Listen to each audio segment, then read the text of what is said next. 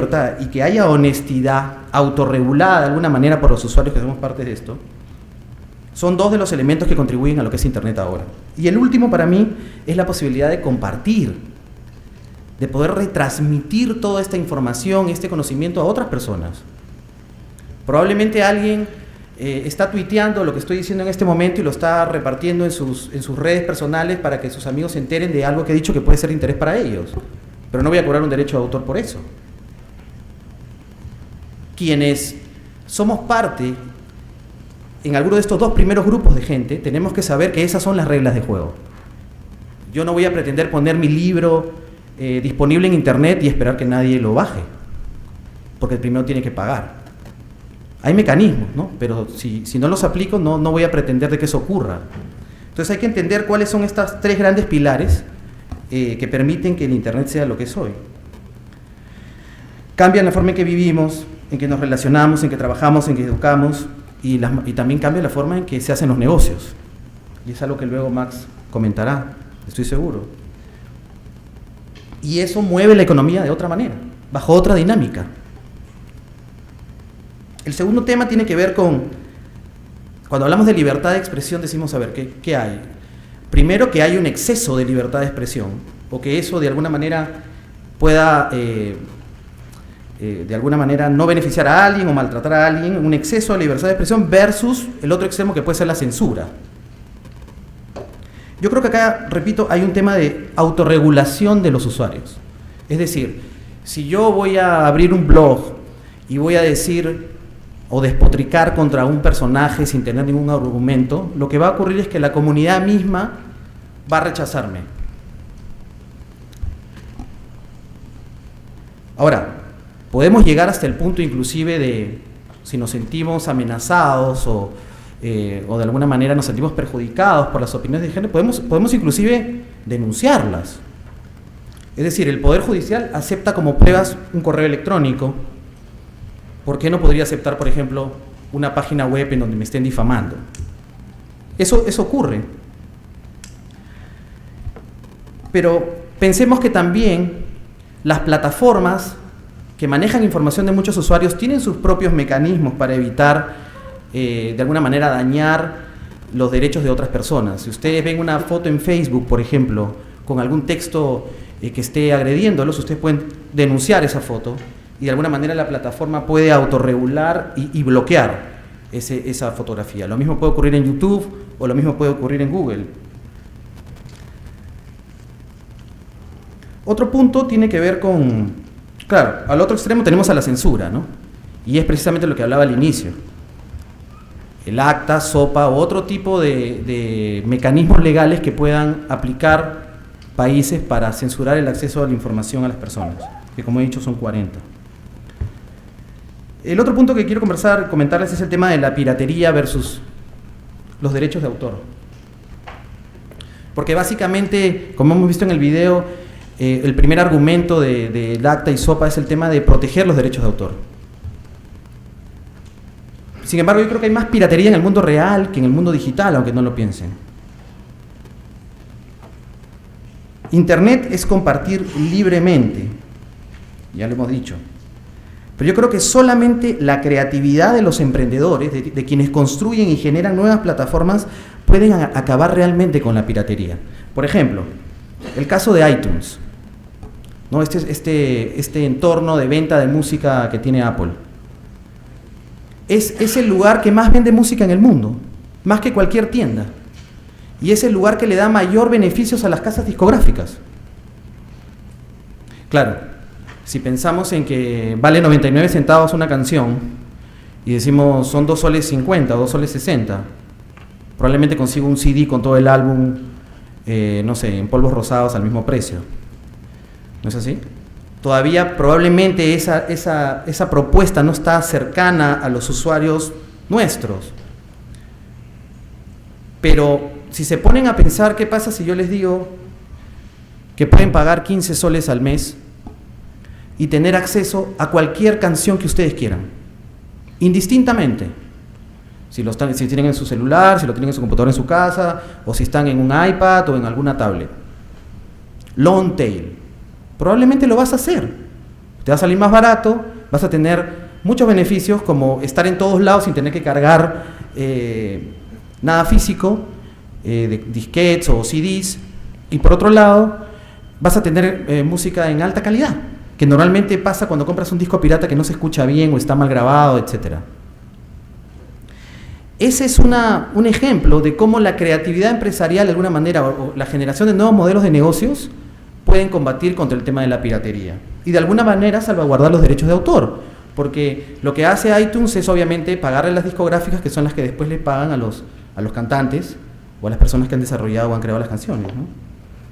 Netflix, por ejemplo, o Hulu, que son dos plataformas. Netflix es una plataforma que entraba hace un mes y medio al Perú y permite pagar $7 al mes y poder ver todas las películas que quieras, indistintamente.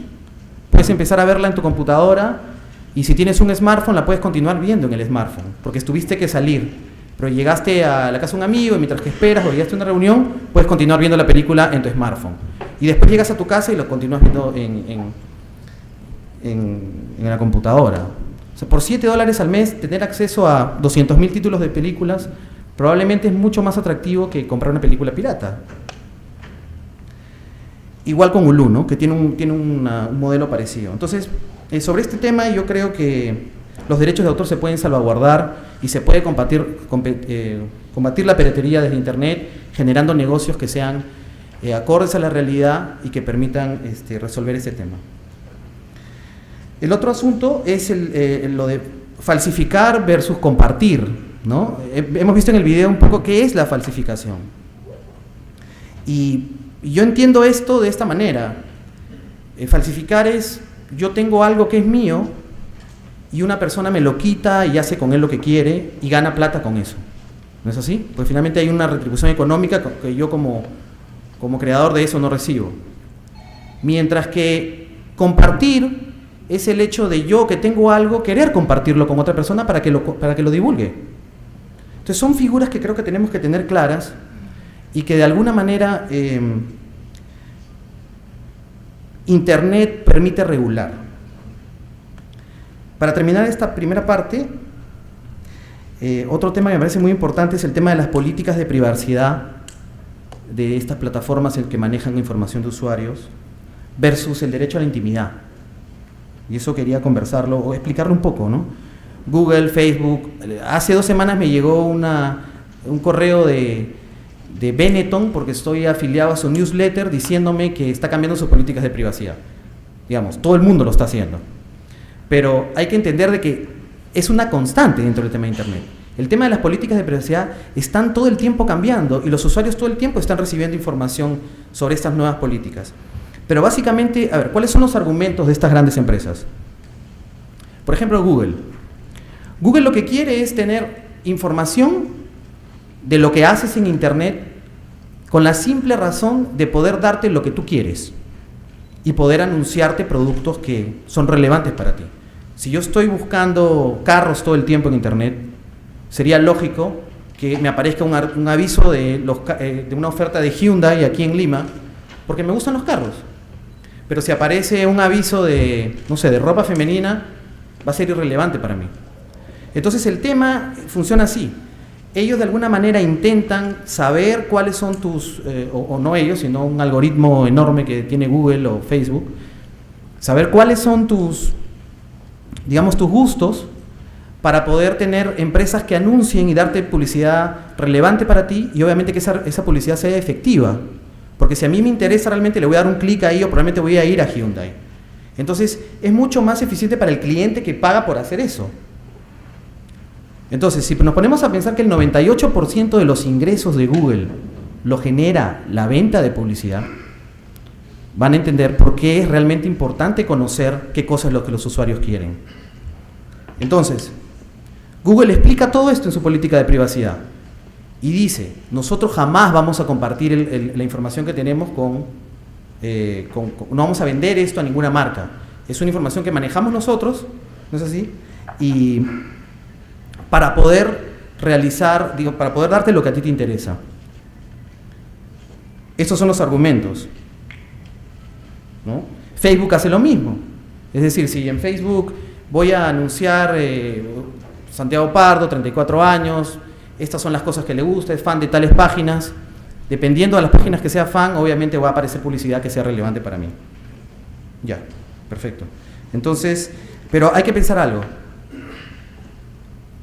De alguna manera es el costo, si lo queremos decir, por tener acceso gratuito a este tipo de servicios. O sea, siempre, mi conclusión sobre ese tema es que siempre y cuando esté regulado y protegido y yo como usuario sepa exactamente qué van a hacer con mis datos y cómo, estoy dispuesto a ceder ciertas cosas con tal de tener acceso a esa información de forma gratuita. Gracias.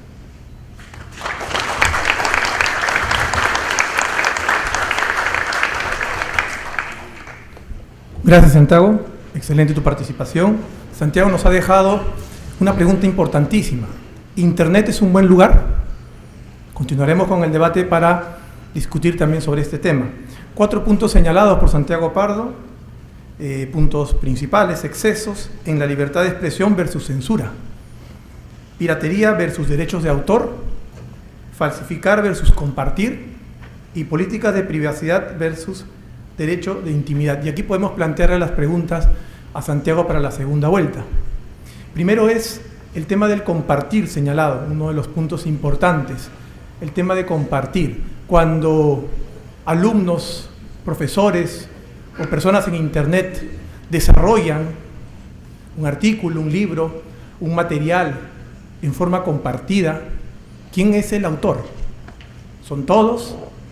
Y si es abierto para que cualquiera en el mundo colabore, ¿quiénes son los autores, ¿no? ¿Quiénes tendrían los derechos de autor?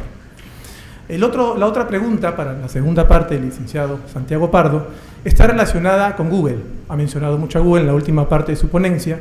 Google ha cambiado sus políticas de privacidad el 1 de este mes. Ha agrupado en una sola política las 60 políticas que tenía para sus servicios, ¿no? Google, como lo mencionó el licenciado Santiago Pardo, argumenta que es para mejorar la experiencia del usuario, pero los críticos dicen que es para crear una gran base de datos, los críticos, una gran base de datos que luego puedan vender o puedan manipular como ellos deseen. El tema queda en el panel para su discusión. Continuaremos con el debate con la participación del licenciado Juan Carlos Luján, quien enfocará su participación sobre contenidos en Internet. Tenemos algunas preguntas para el licenciado Juan Carlos. Juan Carlos, ¿consideras que la libertad de expresión en la Internet está en peligro? ¿Cuáles serían las implicancias para la prensa? Juan Carlos, tienes la palabra. Adelante. Buenos días, muchas gracias por la invitación. Quiero agradecer a la Universidad de San Martín de Porres, que por cierto es mi alma mater. Aquí veo a la profesora Madonna Barrete, a Silvia, de la Facultad de Comunicaciones, de la cual procedo yo. Bien, el tema es muy apasionante, por cierto. El tema ese ya lo vieron en el video sobre la sopa y el acta. Un poco lo que yo quiero es aterrizar el contexto sobre cuál nos movemos en Internet.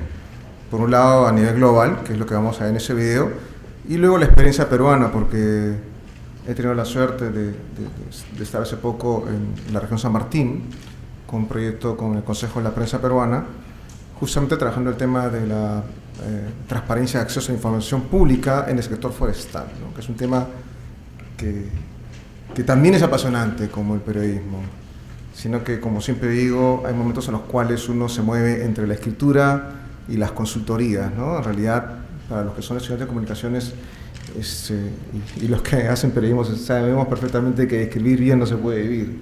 Hay que hacer trabajos en consultoría, y creo que experiencias de ese tipo y trabajo de campo enriquecen mucho respecto a cómo nos podemos hoy en día los comunicadores desarrollar. Entonces, acá vamos a ver el video. Ok. Hay cosas muy interesantes que se van notando con relación a lo que mencionaba Santiago, con el tema de Internet. Vamos a empezar acá.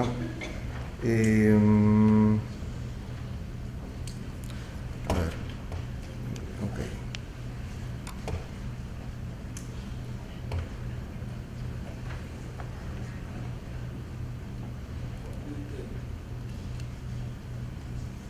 Vamos a ver acá la carpeta.